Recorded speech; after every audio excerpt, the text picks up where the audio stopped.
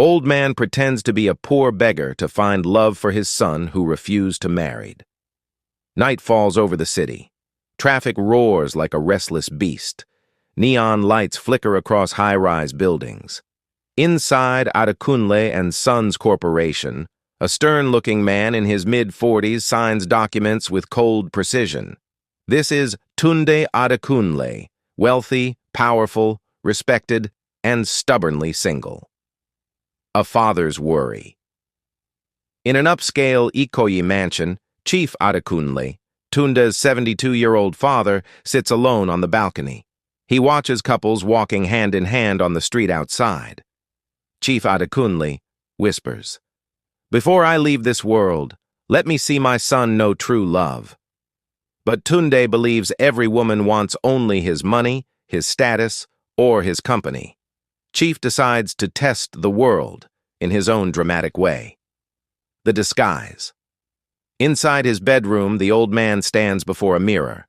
He removes his gold wristwatch, takes off his senator attire, wears torn trousers, a faded polo, and a dusty cap.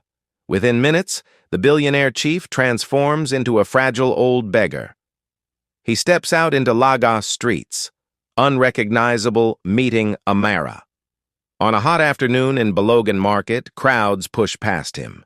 People insult him, ignore him, or toss a coin without looking.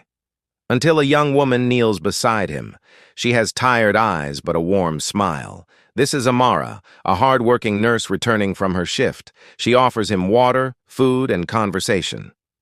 Amara: "Baba, are you okay? Where is your family?" He studies her kindness. No hesitation, no judgment. Chief smiles. He has found a woman with a pure heart. The plan. The next day, the chief returns to the spot as the same beggar. Amara comes again. She washes a wound on his arm. She stays with him. She gives him small money from her already small salary. Chief asks her, "Chief," softly, "if you met a man who has nothing, would you still love him?" Amara: "If his heart is good, that is enough for me." At that moment, the old man knows.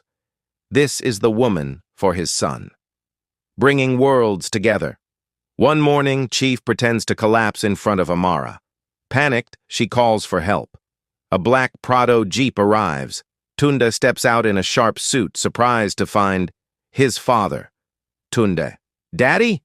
Why are you dressed like this?"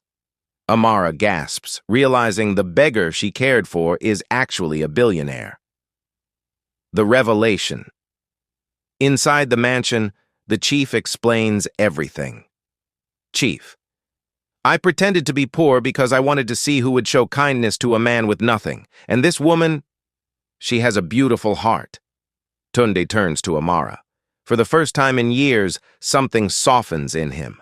Her kindness wasn't for money, wasn't for status. It was real. Love blooms, weeks pass. Tunde visits Amara. He walks with her through markets, hospitals, and quiet streets. They laugh, they argue, they heal. Little by little, love grows. A father's dream under a canopy decorated with white lights. Friends and family gather. Amara walks down the aisle. Tunde's eyes shine with gratitude. Chief sits in the front row, tears running down his cheeks. Chief, smiling. Sometimes you must pretend to be nothing, to find someone who truly sees everything.